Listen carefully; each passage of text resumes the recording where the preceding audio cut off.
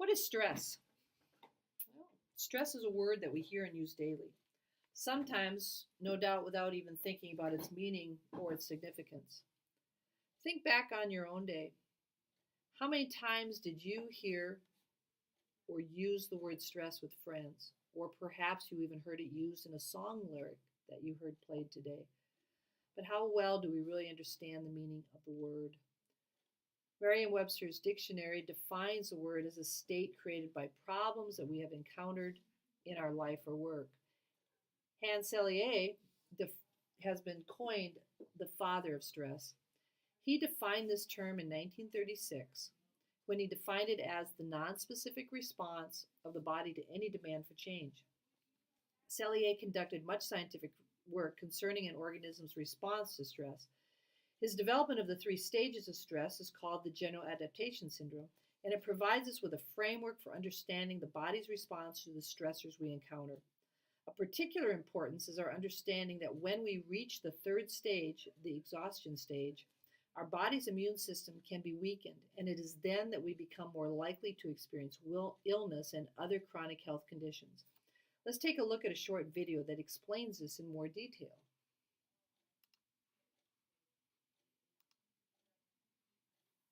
Thanks, Greg. The three stages are what Selye referred to as the general adaptation syndrome. To recap, general adaptation syndrome consists of three stages. First is the alarm stage. This is when your body first reacts to the stressful or threatening situation, with activation of the sympathetic nervous system and the HPA axis. The second stage is the resistance stage. This is when your body tries to adapt to the stress. Here we have sustained release of cortisol as our body attempts to maintain our level of arousal to combat the threat or the stressful situation.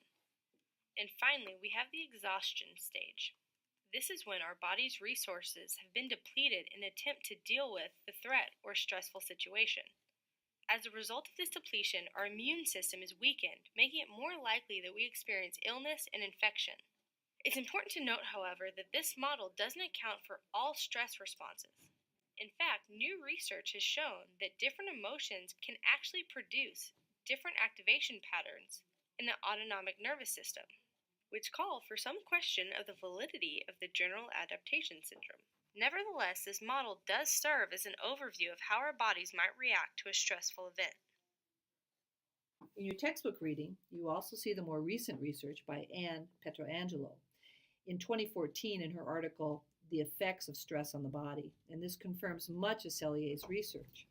She has outlined the following responses to stress: increased breathing rates, increased heart rate, constricted blood vessels in the body's abdominal area, dilated vessels in the body's periphery, increased glucose production, increased muscular tension, and increased sweating. Have you ever experienced any of these symptoms? Think about the last time you came to class only to hear that you were having a major unannounced test and you were unprepared. Did the palms of your hands start feeling sweaty? Did you feel like you just couldn't catch your breath? Or maybe you felt like your heart was pounding right out of your chest. These are all symptoms of the body's reaction to a stressful situation. It's when we are exposed to stressors day in and day out that we start seeing the toll that it plays on our bodies. Pietrangelo goes on to outline the following responses due to prolonged stress.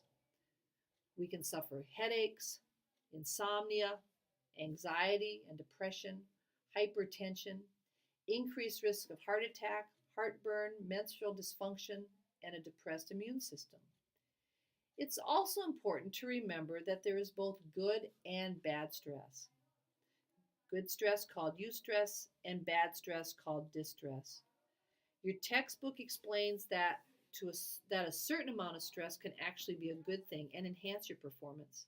However, if your stress increases past a certain point, then your response is negatively affected. You can see this illustrated in the inverted U graphic. Note that at the peak of the inverted U, we are in a state of optimal performance, but soon after that point, our performance begins to drastically experience negative effects. In our next discussion, we'll be looking more closely at the stressors that college students experience.